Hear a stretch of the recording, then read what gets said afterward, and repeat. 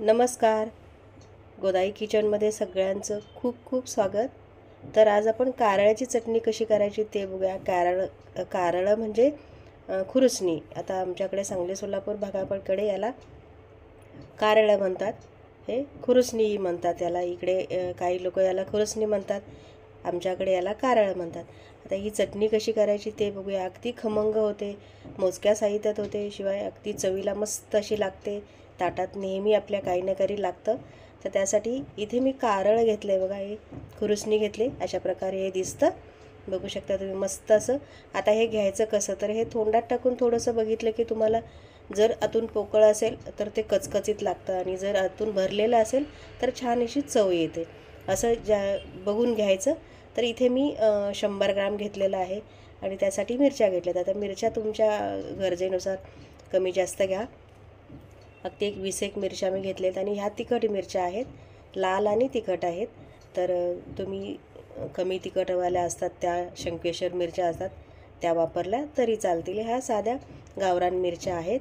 आणि कारळं म्हणाल तर एक मी 100 ग्राम घेतलेलं आहे, आणि ते एक छोटी वाटी भरून भाजलेले शेंगदाणे घेतलेत. आता माझ्याकडे भाजलेले शेंगदाणे हे म्हणून घेतलेत मी. तुमच्याकडे कच्चे असतील तर मिरचीबरोबर तुम्ही पुन्हा भाजून घ्या.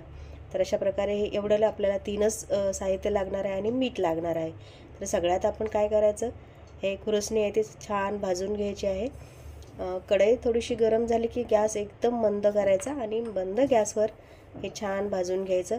हे कलरनी रंगाने काळंच असतं, त्यामुळे आपल्याला भाजताना कळत नाही, पण थोडासा त्याचा कलर पांढरट होतो. आणि अगदी मंद गॅसवर छान परतून घेत भाजायचं.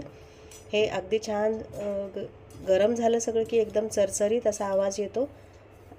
हे बघा, बघू शकता तुम्ही, अगदी काळपट असतात ते, थोडंसं कलर त्याचा पांढरट व्हायला लागतो. आणि प्रत्येक खुरसणीचं असं बी आहे तो पूर्ण दाणा पूर्णपणे भाजला पाहिजे, याची काळजी घ्यायची. अगदी छान मंद गॅसवर.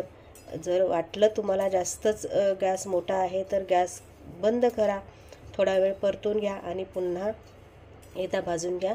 अशा पद्धतीने हे छान खमंग भाजून घ्यायचे. आता त्यातला प्रत्येक खुरसणीचा दाणा भाजला पाहिजे, हे लक्ष देऊन बघा तुम्ही, कारण मग चटणीमध्ये कचकच लागतं ते. म्हणून छान हे सगळं भाजून घेतलं पाहिजे. थोडासा वेळ लागतो, गॅस कमी करा आणि छान असं हे भाजून घ्या. मस्त बघू शकता तुम्ही, आधी एकदम काळपट रंग होता, तर थोडासा असा पांढरट झालेला आहे. अशा पद्धतीने आता गॅस बंद करायचा, आणि हे पूर्ण थंड व्हायला ठेवायचं. आता तोपर्यंत त्याच कढईमध्ये मिरच्या भाजून घ्यायच्यात. मिरच्याही तेल न घालता छान डाग पडूसपर्यंत भाजून घ्यायच्या आहेत.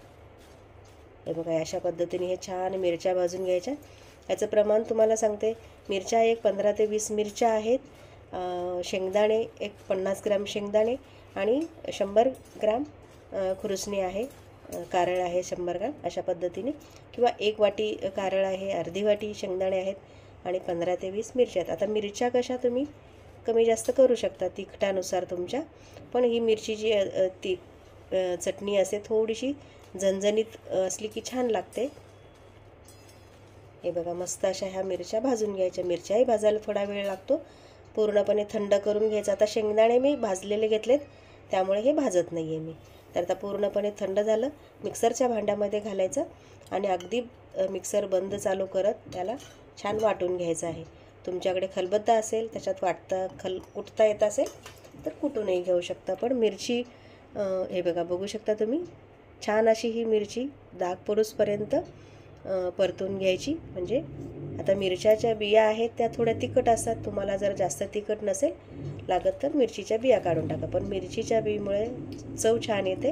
आता हे सगळं एकत्र घालायचं, चवीनुसार मीठ घालायचं, आणि याला वाटून घ्यायचं आहे की नाही. बघा, पटकन होणारी रेसिपी आहे, कृती खूप सोपी आहे, पण खायला खूप. आता ही जी चटणी आहे अगदी 1-2 महिने टिकते, अजिबात खराब होत नाही. छान भाजून घ्यायचं आहे, आणि मग वाटून घ्यायची. बघू शकता तुम्ही, अशा पद्धतीने ही चटणी तयार झाली.